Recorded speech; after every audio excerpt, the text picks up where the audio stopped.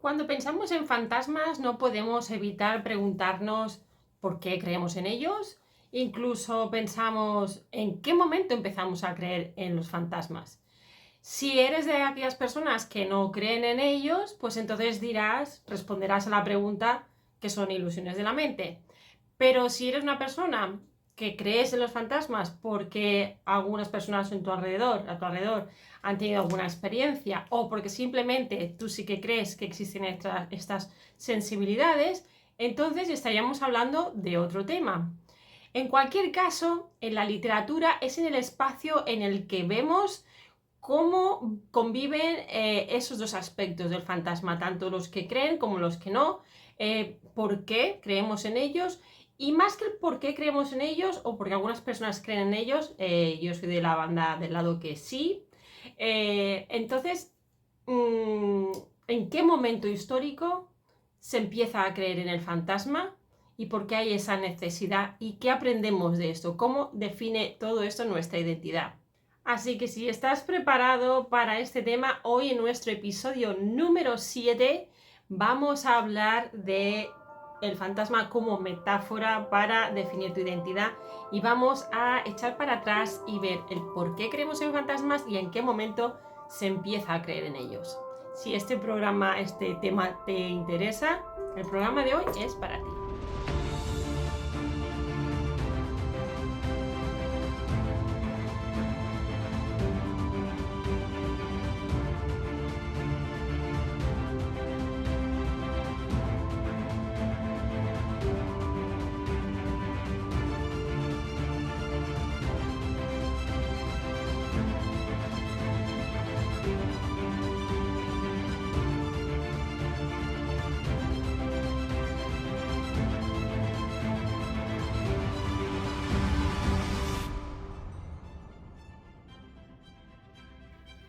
Buenas tardes, amigo gótico, amiga gótica. Bienvenido, soy Alice. Bienvenida, soy Alice. Estás en Gothicland en el apartado Eres gótico, eres gótica, pero no lo sabes.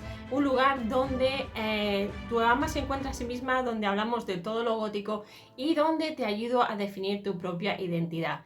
El tema de hoy es la pregunta, intentar responder a la pregunta ¿por qué creemos en los fantasmas? Y como su pregunta, ¿en qué momento empezamos a creer en ellos desde un punto de vista histórico? Bien, pero antes de entrar en tema, antes de empezar a responder a esta pregunta, quiero recordarte quién soy. Si esta es la primera vez que estás en mi canal, soy Alice y te ayudo con tus proyectos. Si tienes un proyecto, necesitas que te guíe, necesitas salir de las sombras, estás en una encrucijada en este momento, yo puedo ser esa luz al final del túnel. Soy escritora y ayudo a la gente a coger confianza en sus proyectos, siempre mirando la parte oscura, todos los temores y todo lo que nos impide avanzar. Para ver más de lo que hago, solamente tienes que ir a mi página web, gothicalis.com, y allí te puedo ayudar con todos tus proyectos y a coger claridad, a crear un mapa, una organización para que puedas salir hacia adelante. Ya digo, ya sea porque estás escribiendo un libro, porque necesites hacer una exposición oral, porque tengas un proyecto entre manos, porque quieras vender tus productos online incluso, yo te puedo ayudar a sobreponerte o a poder solucionar o salir de estos baches que a veces, baches mentales en los que a veces nos encontramos. Además, allí encontrarás mis productos gratuitos también, hay algunos descargables.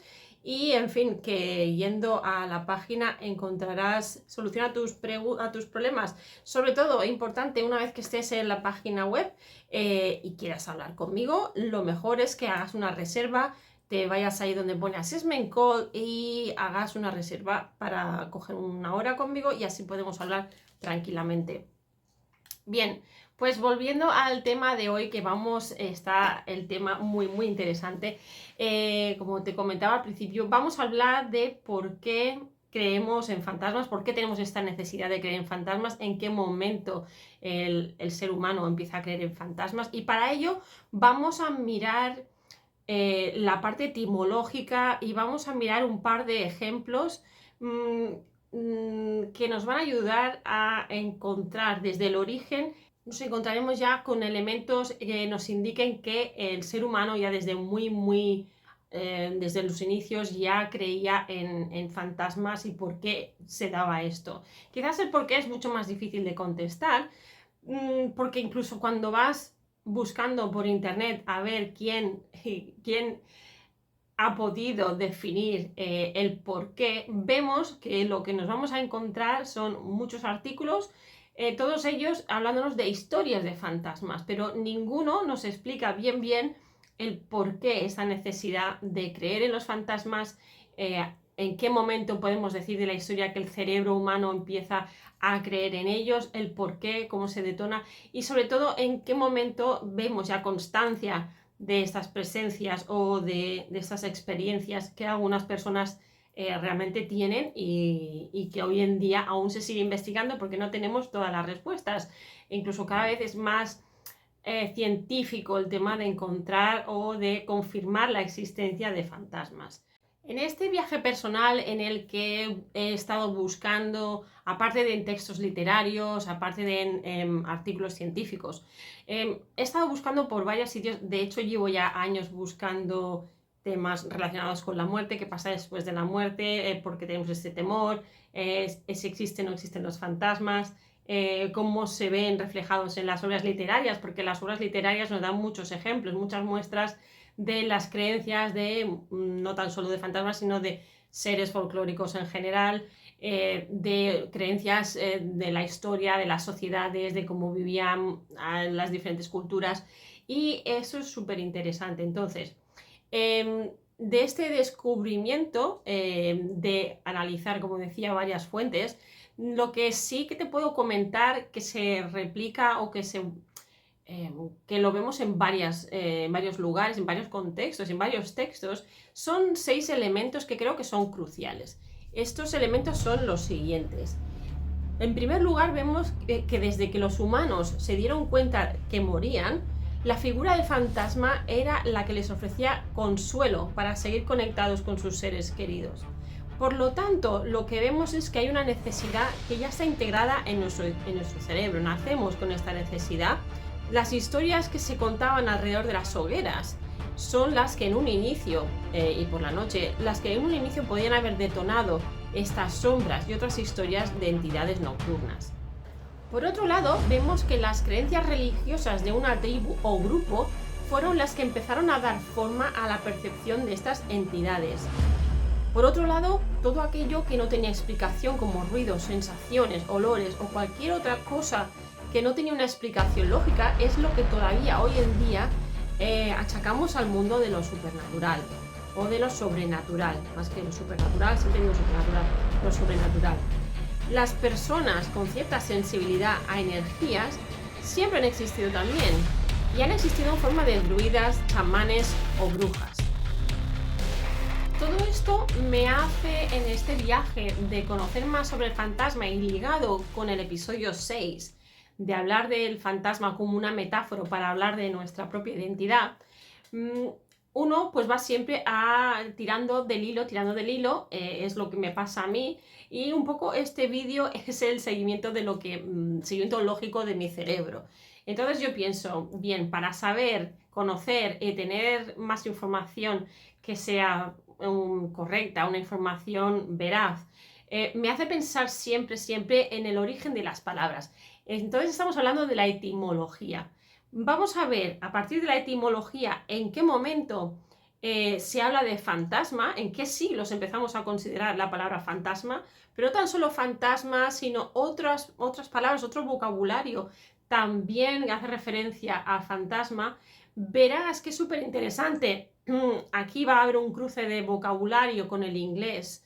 He hecho servir el libro de Oxford, de Dictionary English Etymology. Como verás, es en inglés. Entonces, lo que me he encontrado aquí igual no es exactamente lo que me encontraría en un libro etimológico en español, pero como yo siempre me baso primero en el inglés, la traducción la he hecho de aquí. Lo que no quiere decir que desde un punto de vista etimológico español, el origen de las palabras que tenemos aquí, que verás hoy, son más bien una traducción de lo que encontramos en inglés, pero vamos a ver muchas correspondencias, por eso no me preocupa mucho. Pero es muy curioso cómo el lenguaje en cada lengua moldea también el conocimiento y moldea también nuestra percepción del mundo, que esto nos daría para otro vídeo. Pero es muy interesante al hacer esta traducción lo que uno observa con el lenguaje y cómo luego todo esto se ve en los textos, en las traducciones de una lengua a otra, cómo interpretamos el material, cómo interpretamos la literatura. En fin, vamos a ir a la primera palabra que te quiero definir, que es ni más ni menos que fantasma. Entonces, en inglés, ghost. El ghost es el alma o espíritu en inglés antiguo, espíritu sin cuerpo en el siglo XIV. También en el germánico del este encontramos Geista o Geistos. Esto está conectado con el sánscrito Edas, que significaba enojo, y la presunta raíz Gois o Geis con el antiguo nórdico Geisa, que significa rabia. En la lengua gótica vemos Usgeishan y Usgeisman, que significaba aterrorizar. La escritura con GH se encuentra en las obras de Caxton y seguramente se encuentra ahí por el flamenco Geest, que es el que se estableció a finales del siglo XVI. Bien, de Caxton, para aquellos que no estéis familiarizados con Caxton, Caxton era William Caxton, del 1422 al 1491. Según Wikipedia, era un comerciante inglés, diplomático y escritor. Es el que se cree que fue la primera persona en introducir la imprenta en Inglaterra en el 1476. Y como la primera persona que hizo imprenta, que imprimió, fue el primer vendedor de los primeros libros escritos, impresos. Bien, entonces, como ves, tenemos ya la primera definición de fantasma, ghost en inglés, que estamos muy familiarizados con esta palabra. Así que cuando hablamos de fantasma, también pensamos y se nos hace referencia a la palabra espíritu. Entonces, ¿qué entendemos por espíritu? Nuevamente, según nuestro libro etimológico, el espíritu no es ni más ni menos que el aliento de vida, principio vital, ser inteligente e incorpóreo en el siglo XIII. También era el elemento inmaterial de un ser humano, poder vital, en el siglo XIV, y cualquiera de las 4 sustancias de los alquimistas del siglo XIV. Aquí tenemos que hacer referencia a Chaucer, que era también un escritor medieval. Hablamos del líquido de la naturaleza de una esencia en el siglo XVII, y del anglo-normando vemos que tenemos un espíritu afético, del espíritu en francés antiguo esprit o esprit, y del español espíritu. También del latín spiritus, que significa respiración, respirar, aire, vida, alma, orgullo, coraje. En su uso cristiano vemos que es ser incorpóreo. Inevitablemente esto nos lleva a la siguiente definición, que es el alma.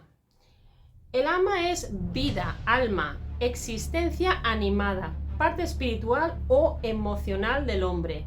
Es espíritu incorpóreo de un hombre en inglés antiguo, principio vital en el siglo XIV, parte esencial en el siglo XVI.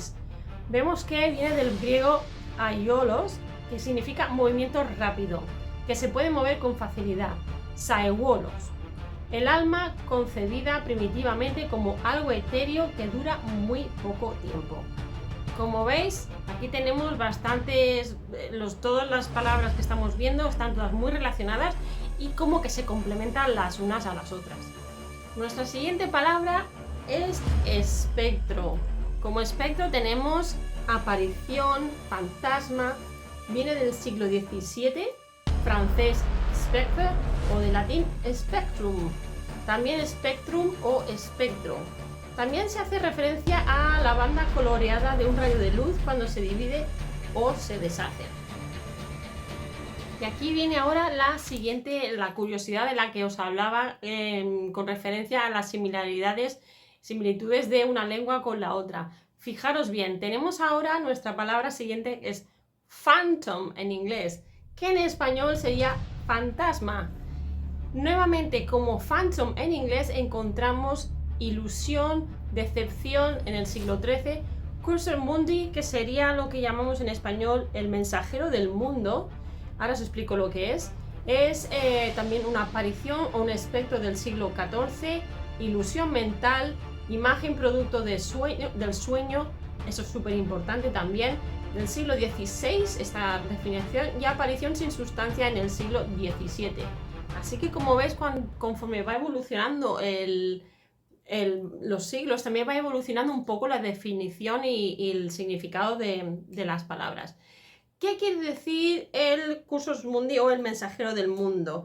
El mensajero del mundo, nuevamente referencia a Wikipedia, que está bien explicado, es que aparece tan pronto como en el siglo XIV una serie de poemas religiosos escritos en inglés medio que representa un volver a contar extenso de la historia de la cristianidad, desde su creación hasta el juicio final, hasta el día del juicio final.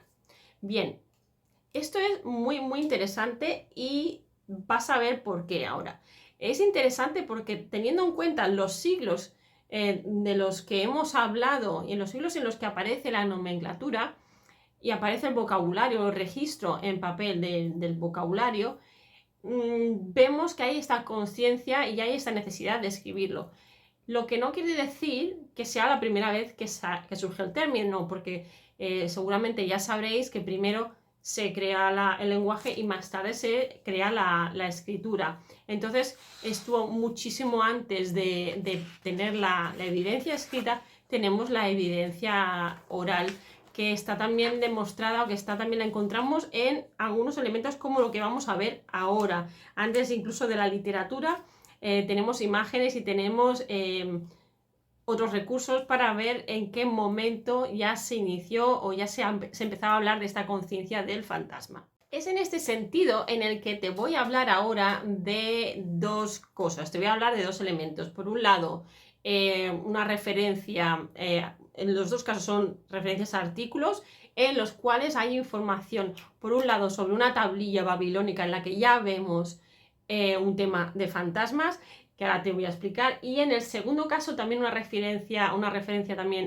literaria, un artículo de un escritor, en el cual se nos nombra, hace referencia en su artículo a algo que es muy importante en el mundo griego del teatro.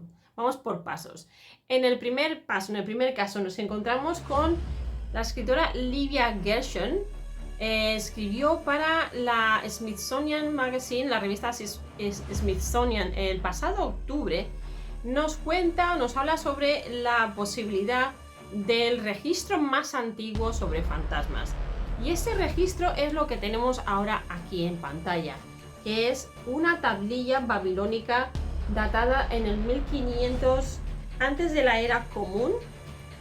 Y en esta tablilla lo que vemos es que, el título del artículo es 3500 años de antigüedad, una tablilla babilónica que puede contener la primera aparición de un fantasma conocido. Entonces lo que aquí tenemos es que en el artículo, que tenéis aquí en la esquina de la diapositiva, lo que ves es que un escolar, un estudioso de la Edad Media, que conoce los escritos, parece ser que ha encontrado esta tablilla babilónica en la que se muestra un fantasma masculino guiado hacia el otro lado, para que cruce al otro lado. Eso es lo que nos dice el curador Irving Finkel, que de hecho, si queréis ver un vídeo, está en inglés, eso sí, el vídeo en el que él explica esta tablilla y lo que significa, y sobre todo en Babilonia, cómo era la creencia del mundo de los vivos, del mundo de los muertos, y cómo los dos mundos se mezclaban. No era como ahora, que ahora hoy en día es todo como que lo negamos, ¿no? El mundo de los muertos se niega. Aquí en el pasado había culturas que el mundo de los vivos y los muertos era lo mismo y se trataba de manera más natural. Pero si vas al artículo en el que tienes aquí el enlace y sabes leerlo en inglés y puedes ver el vídeo, verás que es súper interesante la información que nos da ahí. Y ahora dentro de un poco, cuando pasemos a las siguientes imágenes, verás qué nos comunica conocer esta parte de la humanidad, esta parte de la cultura, conocer los fantasmas, que nos hace aprender no tan solo la información o la creencia de si existían o no existían y cómo se abrazaba esa creencia, sino también la información social y cultural que nos aporta estas creencias y los rituales que se llevaban a cabo, sobre todo si lo que teníamos era un fantasma, un alma que estaba en pena. Por otro lado, otra referencia que quiero hacer es que leas también el artículo de un compañero de Medium, que escribe en Medium, que se llama Chris J. Mitchell, que nos habla del origen de los fantasmas y encuentros famosos en la literatura. En este artículo, él nos habla de lo que se conoce en el mundo griego, del teatro griego por los Oresteia. Y las Oresteia era una trilogía de tragedias griegas escritas por el dramatista famoso Aeschylus desde el siglo V antes de Cristo. Y estas tragedias hablaban de varios asesinatos. Uno de estos asesinatos o de esas historias hablan del asesinato y la venganza que se toma la justicia del fantasma de Clitemnestra, el cual se considera uno de los primeros fantasmas en aparecer en los textos literarios. Esta es una de las primeras apariciones de fantasmas en la literatura en la antigua Grecia. Y esta historia nos da a conocer las creencias que había de los fantasmas y cómo pasaban del mundo de los vivos al mundo de los muertos. Es muy interesante esta transición, más que nada porque lo vemos en muchas culturas y parece ser que es algo bastante común en general en casi todas las culturas del mundo. No me voy a extender a todas las otras culturas, pero conforme vayamos intentando analizar la cultura europea y americana, lo que vamos a ver es que se nos van a ir filtrando también influencias de otras culturas y también vamos a poder ver cómo esas influencias estas otras culturas han influenciado a nuestra propia cultura y nuestras creencias sobre los fantasmas, pero esto será más adelante. Entonces, ¿qué es lo que aprendemos como identidades sociales, como nosotros mismos, como una cultura, como el resultado de una evolución? ¿Qué es lo que aprendemos de esos dos tipos de fantasmas, del fantasma babilónico y del fantasma griego? ¿Qué aprendemos? Pues aprendemos lo siguiente. Vemos que de la tablilla babilónica lo que aprendemos es que los fantasmas, como he dicho antes, eran parte del día a día. No estaba discriminado el mundo de los vivos del mundo de los muertos. No había este temor que hay ahora, o recientemente, o de hace unos pocos siglos. A veces necesitaban ayuda de los vivos para pasar al otro lado, y entonces era como ellos se comunicaban, y es lo que vemos en la tablilla. Por otro lado, vemos que en esta época y sobre todo en esta cultura se creía que algunas enfermedades eran causadas por espíritus malignos mientras las personas dormían. Decían que entraban por la oreja. Eso es súper importante. Les susurraba la oreja y esto es lo que causaba a lo mejor dolores de cabeza y causaba migrañas. Entonces se pensaba que cosas físicas, enfermedades físicas tenían un origen espiritual, un origen sobrenatural. Además, lo que también podemos aprender es, al ver esos rituales y cómo trataban al fantasma, aprendemos los objetos y cosas que se utilizaban en estos rituales y también quién los llevaba a cabo.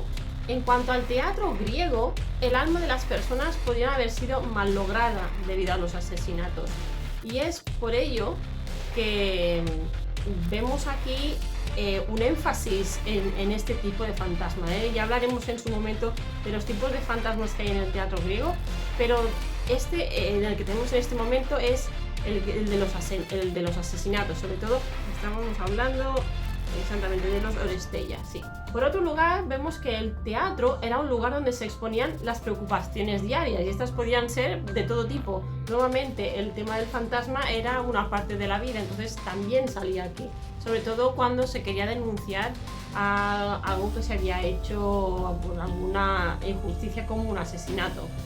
Los fantasmas también podían aparecer en comedias, no tan solo aparecían en los dramas, sino que también aparecían, como he dicho antes, en las comedias. Esto es muy interesante a mi punto de ver, porque precisamente cuando hablamos de la literatura gótica precisamente yo siempre digo que es que todo lo que es gótico no solamente ocurre en lo gótico, sino que también lo vemos en lo que no es gótico, los textos de no ficción. Entonces siempre vemos que se filtra, la idea del fantasma siempre se filtra en algunos otros textos, entonces es bastante fronterizo. Por otro lado, aprendemos sobre el estilo de vida griego, las rutinas y la estructura social. Estamos aprendiendo también historia, estamos aprendiendo pues esto, cómo vivían, cómo pensaban. Entonces, claro, la literatura nos muestra todas estas cosas, pero es que a través del fantasma estamos viendo la identidad social de un grupo social, que es aquí donde quiero llegar, porque a partir ya de la siguiente sesión, del siguiente vídeo, en el siguiente episodio ya vamos a meternos aquí un poco más en este entorno desde el punto de vista sociológico, el papel del fantasma desde un punto de vista sociológico y literario. Y aquí es donde ya vamos a entrar a hablar y a utilizar Medieval Ghost Stories de Andrew Jones, que por eso toda esa introducción viene antes de poder trabajar el libro, porque aunque el libro empiece hablando de las historias medievales, ciertamente va a hacer también un recorrido al origen de estas historias medievales, de dónde, qué es lo que heredan las historias medievales, porque todo esto va a sentar las bases del fantasma que vamos a tener en la época gótica, en el gótico temprano, en la época victoriana y lo que ya se ha ido sucediendo. Quiero cerrar el tema de hoy diciendo algo que comenta Andrew Jones en su libro, que viene a ser lo siguiente. Él nos dice que los fantasmas sirven como un rebalance cultural histórico y de historias personales, los cuales nos ayudan a corregir la historia. Pero eso ya es lo que comentaremos el próximo día. Como decía, aquí tenemos bastante tema, es muy interesante el papel del fantasma, es muy interesante ver su evolución, no tan solo desde el punto de vista si existen, si no existen, que todo esto todavía creo que no lo vamos a acabar de poder demostrar nunca del todo, porque siempre es muy fronterizo, es escurridizo, al no tener cuerpo, es incorpóreo, pues tenemos ya aquí el problema, nos está costando crear utensilios para confirmar esta existencia, pero sí que desde el origen de la humanidad las personas han tenido siempre estas sensaciones y han tenido unas habilidades más desarrolladas que otros, y esto siempre es un tema que nos apasiona a todos, tanto a creyentes como a no creyentes. Como siempre, para cerrar y antes de marcharnos, me gustaría pediros que si os ha gustado este vídeo, lo habéis encontrado útil, que le des al gustar, al like, al suscribirte, lo compartas, lo comentes, me sigas, porque siguiéndome y ayudándome con el proyecto, pues ganamos todos. Y también me puedes seguir en otros lugares, también me puedes encontrar en Medium, me puedes encontrar en Ko-fi, en Twitter, en Facebook y en Instagram, donde cuelgo más de lo mismo, pero en cada plataforma cuelgo algo un poco diferente debido a los formatos. Pero sobre todo donde sí que me puedes ayudar mucho es en la página de Ko-fi. En la página de Ko-fi me puedes ayudar con donaciones. Cada vez que hagas una donación, ese dinero va a ayudar a mis colaboradores que entrevisto en otras partes del programa de Alice in Gothic Land, y también va a ayudarme a escribir mi libro. Y para escribir mi libro necesito comprarme ahora mismo un material, una herramienta que me ayude a escribir por las noches, que es cuando me voy con mis peques. Entonces estoy intentando ahorrar para una tablet para poder escribir no tan solo los libros, sino también historias y también los artículos de los que luego muchas veces se derivan estos vídeos que os hago aquí a vosotros. Bien, si no sabes todavía quién soy yo y te gustaría conocer más sobre la literatura gótica, o tienes algún proyecto entre manos que quieres, estás un poco perdido, un poco perdida, recuerda que aquí estoy yo para ayudarte con estos proyectos. Como soy escritora, creadora de confianza y auditora de proyectos, te puedo ayudar a tener claridad, a vender tus productos, a vender tus servicios y preparar presentaciones, ya sean laborales, académicas, utilizando tu pensamiento crítico. Muchas veces simplemente te ayudo a tener un propósito, a tener claridad, y con esto vamos marcando un planning, un organigrama, lo que a ti te vaya bien, porque me adapto mucho a todos los perfiles, siempre utilizando el pensamiento crítico, siempre haciéndote todas las preguntas para descubrir todas las zonas oscuras en las que no has acabado de pensar o que no considerabas, y así acabamos creando un plan de trabajo. ves a mi página web gothicalice.com, está todo en inglés de momento, todavía no he tenido tiempo de pasarlo al español, pero hay los descargables sí que están bilingües, o sea que si vas a los descargables allí verás que está bilingüe y tienes introducción a la literatura, tienes para ver películas en inglés, si estás aprendiendo inglés, hay varios tipos de materiales para diferentes cosas. Pensamiento crítico, cómo pensar, cómo organizarnos bien, todo está relacionado con la literatura gótica, con el modo gótico y bueno, échale un vistazo a la página y me dices el qué. Sobre todo contáctame, hablamos y así podemos tener conversaciones variadas y si no me dejas los comentarios aquí en el vídeo, que también me gusta mucho conoceros aunque sea así un poco a distancia y aunque no os vea la cara, pues sé que me estáis escuchando y que estáis disfrutando. Muchísimas gracias, espero que os haya gustado, espero que tengáis ya para pensar durante otra semana. ¿Creéis o no creéis en fantasmas? ¿Qué os ha parecido esta introducción sobre la etimología y un paso de los primeros textos del fantasma, las primeras apariciones? Y que bueno, que os espero la semana que viene y hasta entonces que seáis muy góticos, muy góticas. Nos vemos aquí en Alice in Gothic Land. Eres gótico, eres gótica, pero no lo sabes. Hasta la próxima. Adiós.